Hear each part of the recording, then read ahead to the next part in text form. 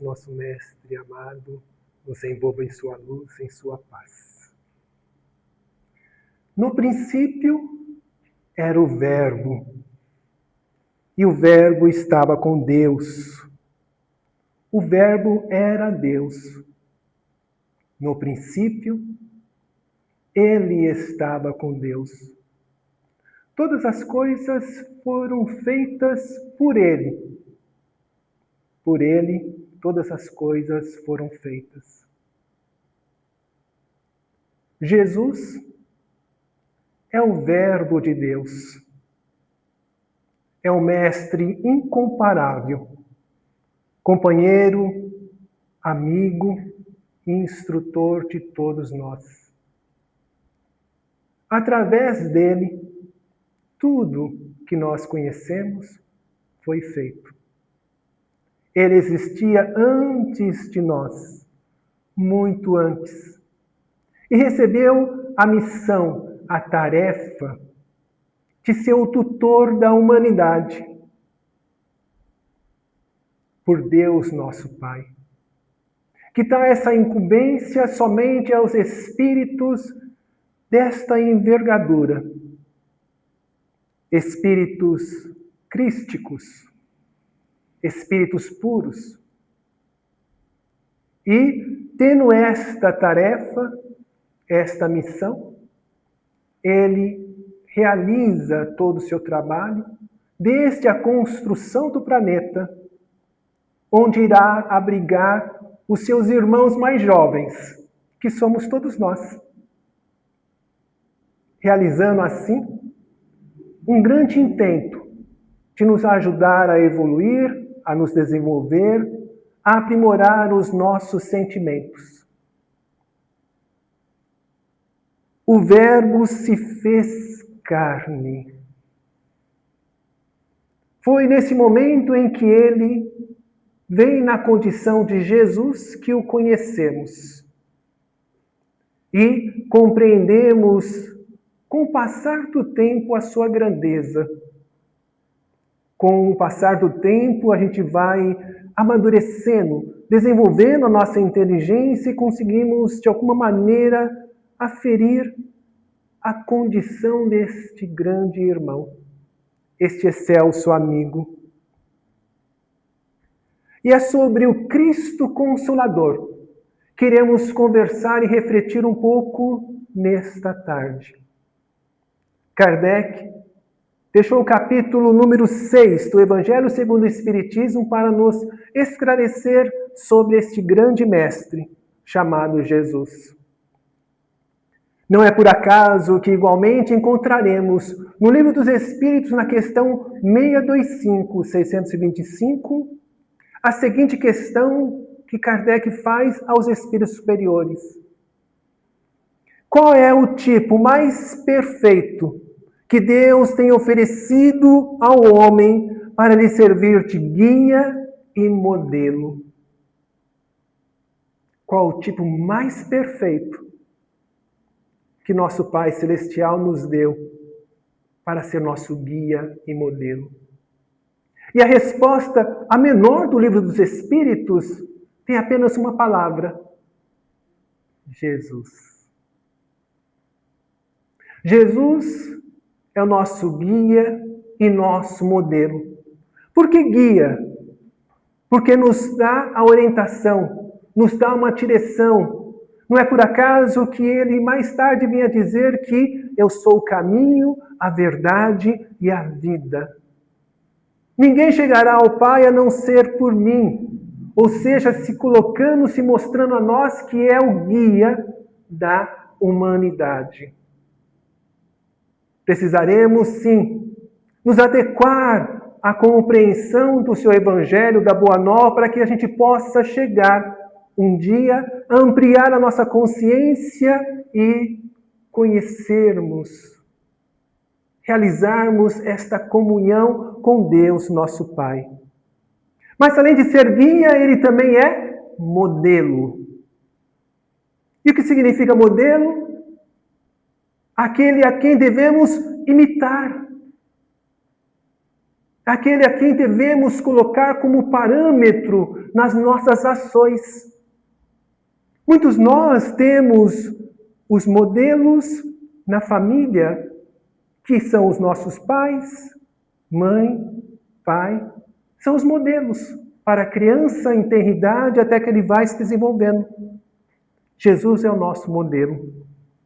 Daí a importância que sempre temos, quando tivermos dúvidas, como agirmos em determinadas situações, pensemos, o que Jesus faria se estivesse confrontando esta situação? Como ele agiria, como ele pensaria, como ele faria nestas circunstâncias? Se nós temos ele como modelo, com certeza teremos a melhor inspiração e a melhor atitude nas situações as mais diversas. E não lembremos sempre guia e modelo. Precisamos seguir este guia. Jesus, assim, representa para nós o tipo de perfeição moral que encontraremos no nosso planeta, na humanidade. Ele é o paradigma do qual precisamos sempre levar em consideração em nossas ações e nossas atitudes.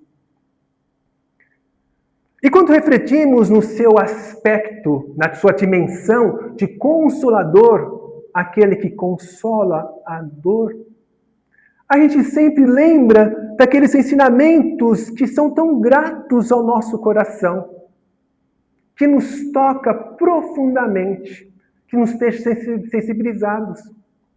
Aqueles ensinamentos que ouvimos no Sermão da Montanha e que até hoje ecoam no nosso íntimo. Quem de nós não fica embevecido quando escuta bem-aventurados os pobres de espírito, porque herdarão a terra. Bem-aventurados os aflitos, porque serão consolados. Bem-aventurados os mansos. Bem-aventurados os que têm fome e sede de justiça, porque serão saciados.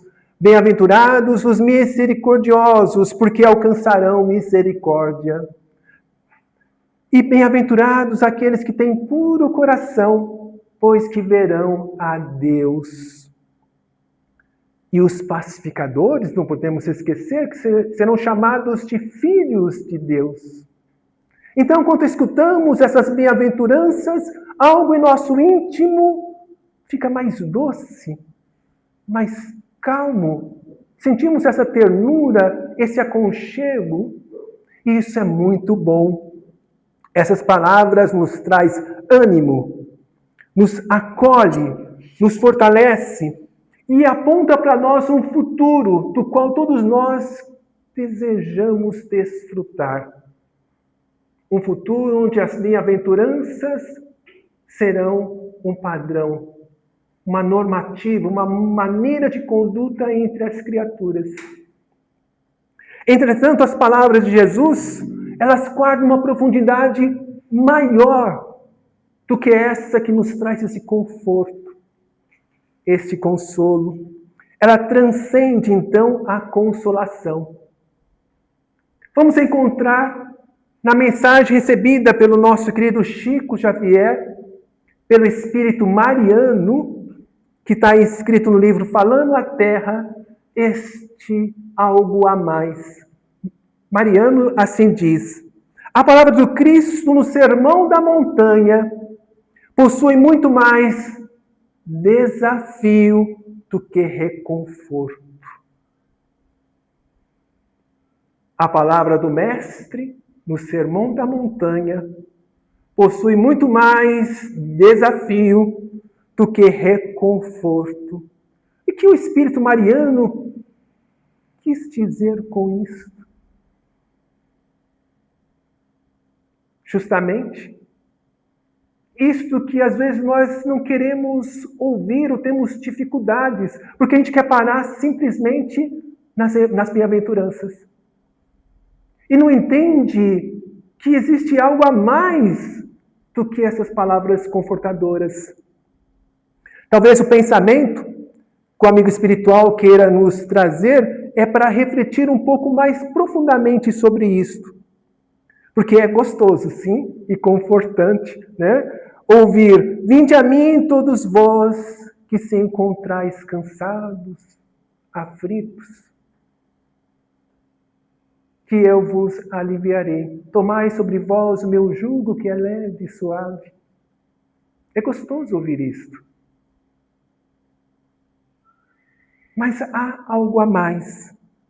Pois queremos ficar somente nessa situação que nos faz esta coisa gostosa no coração e até nos acostumamos por muito tempo nesta maneira de sentir e pensar. Porque, de alguma maneira, fomos condicionados a colocar nas costas de Deus, nas costas de alguém, as tarefas mais complicadas, as soluções para todos os nossos problemas. Então, Deus solucionará as questões que eu estou tendo de pagar as minhas contas, os boletos.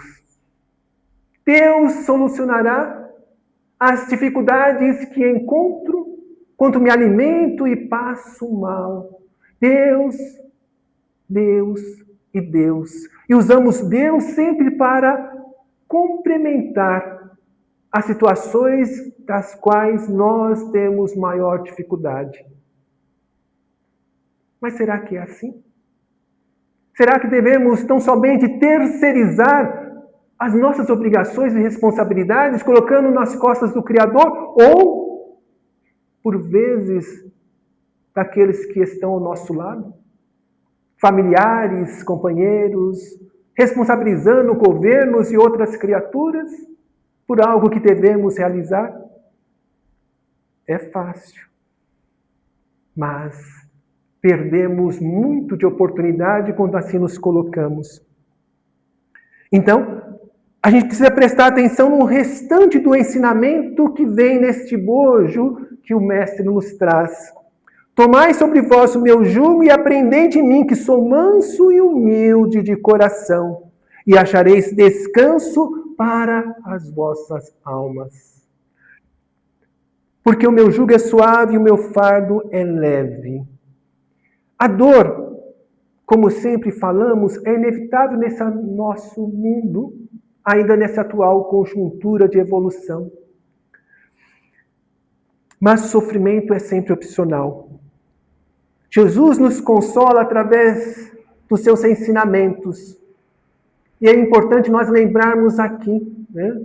Jesus, quando esteve conosco aqui no nosso planeta, Ele nos trouxe o conforto das suas palavras, nos trouxe aquele acolhimento que tanto precisávamos. Ele nos curou de várias dificuldades. Entretanto, não foi somente isto que Jesus nos trouxe. Ele nos trouxe conhecimentos que à época não tínhamos condições de aferir, porque ainda nosso nível de evolução era muito restrito. A nossa compreensão ainda era muito pequena. Então, muitos dos seus ensinamentos, ele deixou para mais tarde.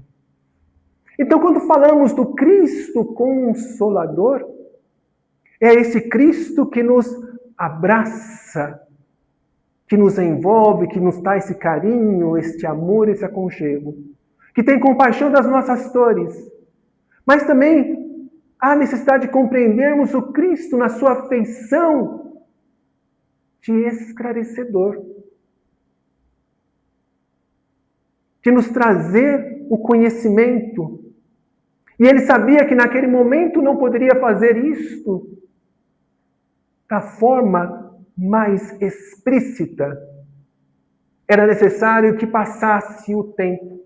Daí ele dizer que mais tarde ele enviaria outro Consolador, que relembraria todos os seus ensinamentos e que viveria novamente trazendo a nós a sua lembrança, o seu amor.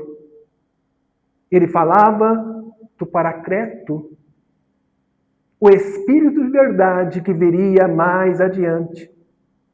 E quando Kardec recebe dos nossos espíritos imortais a doutrina espírita, vamos compreender que Jesus está cumprindo aí o seu retorno, trazendo a nós agora os esclarecimentos sem parábolas,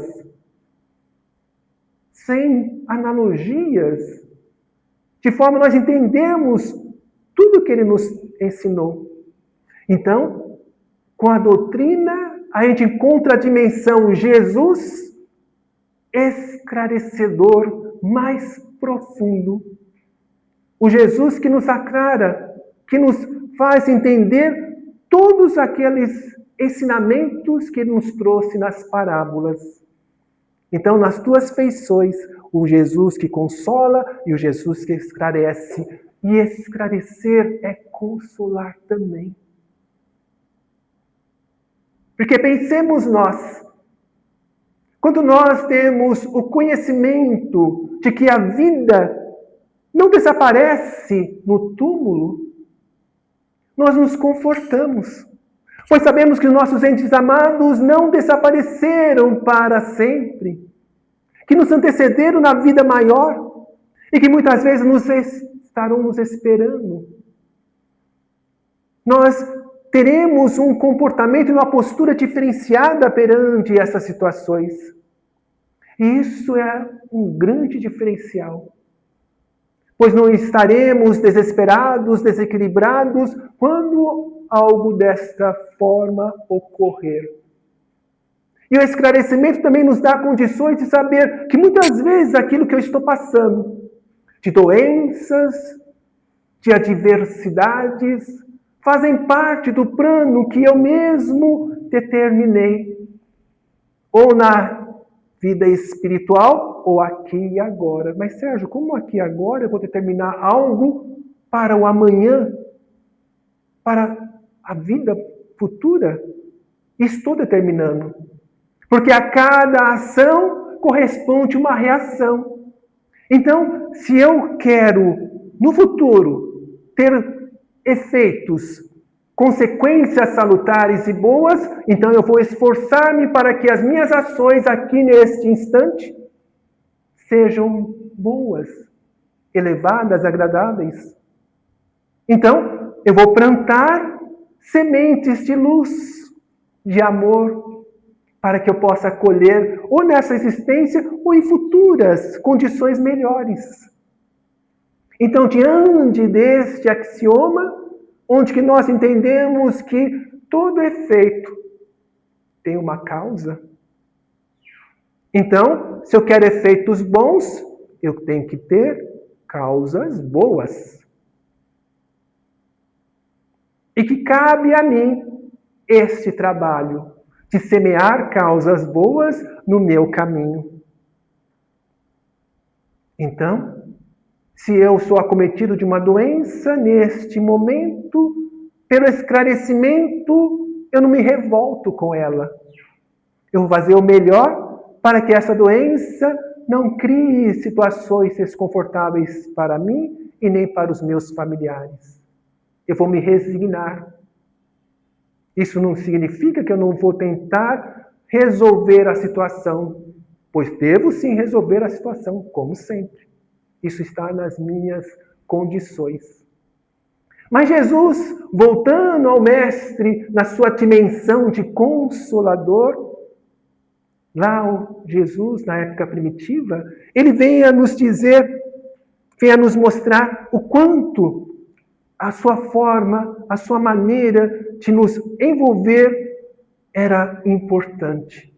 Encontramos Jesus com Madalena, no capítulo 20 do livro Boa Nova.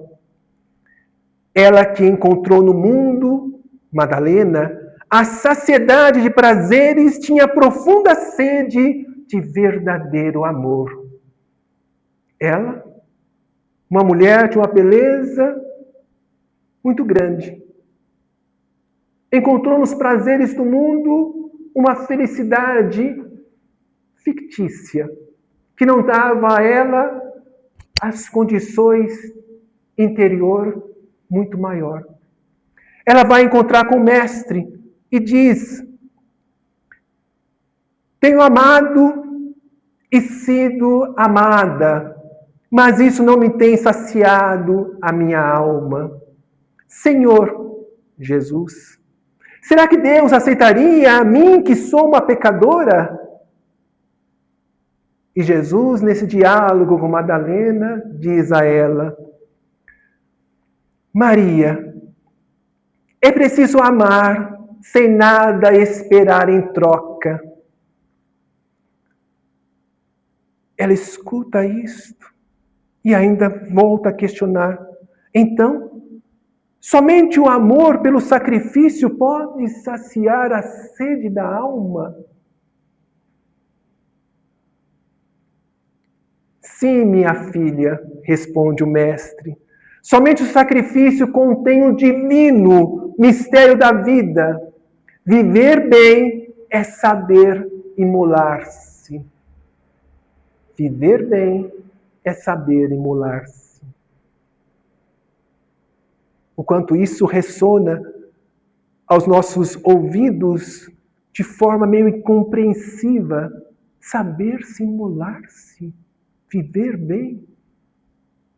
E é importante nós fazermos o entendimento que é esse imolar-se. Porque lembremos a mãe que tem os seus filhos. Quando ela se sacrifica por esses filhos, é uma forma de se imolar, se sacrificar, de dar a eles aquilo que é necessário, sem pedir nada em troca. Este é o amor que Jesus vem nos explicar. Porque sempre quando nós amamos alguém, esperando a retribuição, será que isso é amor? É uma forma diferente de nós buscarmos, através de um egoísmo escondido, algo que nos gratifique. Então eu amo alguém somente se esse alguém me amar. Eu faço uma doação a alguém somente se este alguém vier a retribuir essa doação. Percebe o quanto nós, às vezes, não temos consciência que enveredamos por caminhos difíceis e estreitos? Então eu faço bem somente se Deus me der a recompensa. E a gente cria 1000 maneiras de negociar. E aí está a nossa dificuldade. O nosso olhar estreito, a nossa compreensão ainda muito pequena. Viver bem é saber imolar-se. É nos doar a vida aos outros sem pedir retribuição. Viver bem é nos dar, é amar. E o amor verdadeiro simplesmente ama. É nesse sentido que ainda precisamos amadurecer, evoluir e compreender. Depois desse diálogo com Jesus, passa-se aqueles episódios, Jesus retorna à vida espiritual e Madalena, tentando cumprir aprender a imolar-se, tentou se juntar ao colégio apostolar, aos colégios dos discípulos, e os homens naquela época, não é muito diferente de hoje, né? Tinham dificuldade de aceitar a mulher, e ela sentiu necessidade de procurar outros rumos. Mas com aquela ideia, com aquele propósito realmente de sacrificar-se, de fazer a diferença como o mestre assim o diz. Ela escuta ao longe o sininho tocar. E o sininho normalmente significava que estava alguém doente, carregando o sininho, que era um leproso. E ela pensa, por que não? Eu estou aqui, sozinha, e eu quero tentar fazer algo, e procura se juntar a esses nossos irmãos que também não tinham mais nenhuma esperança, eram enjotados daqui para colar, rejeitados, e se junta a esses nossos irmãos na condição de enfermeira, de amiga, e falava a eles de Jesus, com seu amor, com seu carinho, dando àquelas almas este consolo que vem do esclarecimento, dando àquelas almas este consolo que vem também de pensar as feridas, de ajudar naquelas dores. E ali passou o tempo junto a esses nossos irmãos. E o dia vem a noite, as semanas, os meses, e depois de algum tempo, na convivência com esses nossos irmãos, um dia ela se percebe, ao se lavar, uma cor rósea, diferente na sua pele, e percebe agora que estava igualmente leprosa. E continua a sua tarefa até que o processo da desencarnação chega. Retorna à espiritualidade e quem a recebe? Jesus. Dizendo, minha irmã, você aprendeu. Você entendeu o que é imolar-se. Venha junto a mim. E o Mestre consagra essa nossa irmã através do seu sacrifício, do seu amor, da sua transformação. Madalena é uma das maiores transformações que encontramos no Evangelho. Assim como Paulo de Tarso, mas talvez o dela tenha sido mais por conta das questões, dos prazeres que o mundo oferece. Então, diante do mundo, tenhamos esse olhar um pouco mais esclarecido. Devemos ao mundo a vivência das suas questões, mas nos atentemos para nos tornarmos escravos do mundo, para não cairmos em cilada. E lembremos desta frase que Jesus diz a ela: para bem viver é necessário imolarmos, ou seja, nos sacrificar, dar sem pedir nada em troca. Jesus é o Cristo Consolador, na sua dimensão do Cristo entre nós e mais tarde como o Espiritismo, nos trazendo, através dos esclarecimentos, também consolo e libertação. E que Ele nos abençoe e nos fortaleça agora e sempre. Fiquem em paz.